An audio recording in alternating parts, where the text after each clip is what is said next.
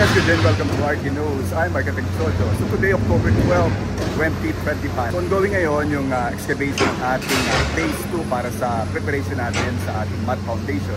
And also yung ating formworks and rebars para dito sa ating basement floor level. So tingnan natin yung development natin ngayon, October 12, 2025. So ngayon makita nyo dito yung ongoing na excavation ng ating phase 2 para sa preparation ng ating mat foundation area. And sa phase 1 naman, nag-ready na rin tayo at naglalatag ng ating mga formworks para sa level ng ating basement 3. Sa level ng ating basement 3, sa ilalim nandun yung ating STP or yung sewerage treatment plant. So, alright guys, so puntahan naman natin yung phase 1 na kung saan ongoing yung ating formworks para sa ating basement 3 level area. So check natin yung development doon sa phase 1. Let's go. So ito naman guys yung movement natin dito sa ating phase 1. So here, as you can see in the background, kapag-busa tayo ng first slip para dito sa ating mga poste. Nakikita nyo. So yan yung requires ng ating column sa grid line 1, grid line 2, grid line 3, grid line 4. So dito naman sa ilalim, yung succeeding natin after sa mga grid line 4. Now what you see here, itong formworks na to, so yan yung sahig ng ating basement 3. Now sa ilalim niya, nandyan yung ating STP or yung sewerage treatment plant natin. So ongoing yung mga formworks na ginagawa natin dito. Nakita nyo yung chamber na yan. So yan yung areas or chamber ng ating SWM. So here, ongoing yung ating formworks. Now doon naman sa area na yan, naglagay tayo ng bakal para sa ating retaining wall. So yan yung design natin. Yan yung structural component natin dito. So meron tayong mga columns, meron tayong mat foundation, meron tayong retaining wall dito sa ating area. Now, so meron tayo nakikita ditong styro no nilalagay doon sa gilid ng poste. No? So this styro will serve as a cushion para yung wall ng ating STP at saka yung wall ng ating poste ay hindi siya magdikit. So we have a gap there.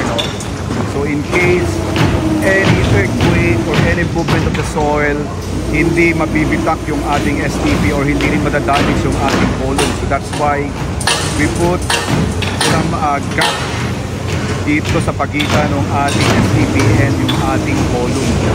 So din sa area na yan, sa column na yan, meron din tayong ilagay na tayo. So yan yung methodology natin na ginagawa by projects. And also, yung retaining wall din yan, lalagyan din tayo doon sa gilid pagkakusa natin yan. So ngayon, yung development natin today. So busy yung mga workers, on the formwork for the slab, the rebars for the retaining wall, and also sa rebars ng ating slab. Yan yung ating top view. Nandito tayo sa itaas. So malalim yan. So about 19 meters ilalim ng ating mat foundation area. So nandun naman yung ating phase 2 na ongoing excavation. Right now guys, dito sa itaas, ongoing yung excavation natin and trimming dito sa bandang itaas. Now dito naman sa baba, dito sa ating phase 2 na location ng ating mat foundation. Ongoing na ngayon yung ating trimming para dito sa ating mat foundation.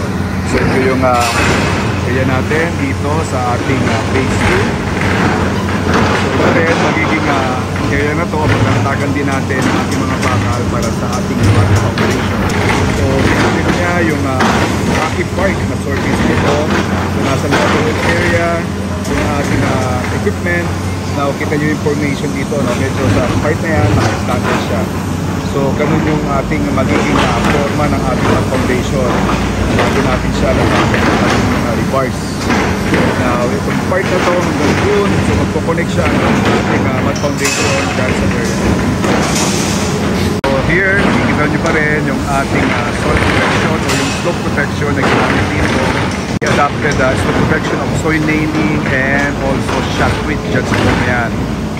Para maging matibay at stabilize natin yung soil and to avoid yung any soil erosion.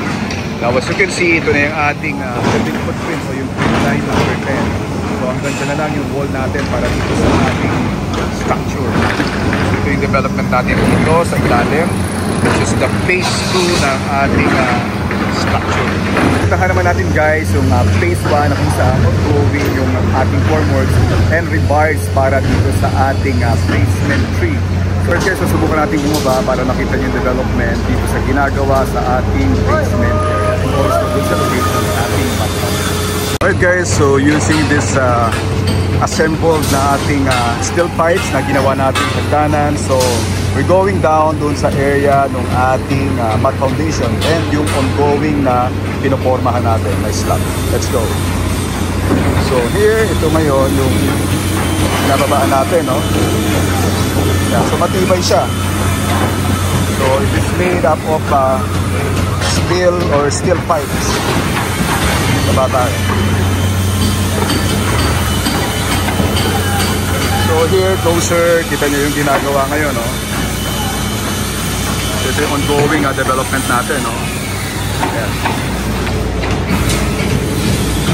So dito sa area na to, yan, so ito yung ating earthworks para dito sa ating phase 2 ng ating mat foundation. So kanina, nandun tayo sa taas. Now, we are here dito sa area ng ating mat foundation. Ongoing yung framing para dito sa shape ng ating mat. Then dito naman, ongoing yung ating mga rebars and also yung formwork. So kita nyo dito yung closer, yung ongoing development. So closer, ito yung rebars ating column. Kita nyo yung laki ng mga bakal na combination ng 36mm na ating rebars and also 32mm na rebars. Then this one is our retaining wall. Ito yung mga ongoing na ginagawa natin ngayon dito sa baba. Ito naman yung slab ng ating basement 3. So sa ilalim yan, nandyan yung ating STP. So dito naglalagay na tayo ng mga tire wires natin. Dito sa area na yan, ng ating mga ties, no? Dito, naglalagay na tayo ng ating mga stirrups sa column na yan. Now ito naman, rebars para sa ating retaining wall na ongoing installation. Now ito guys yung actual scenario dito sa baba.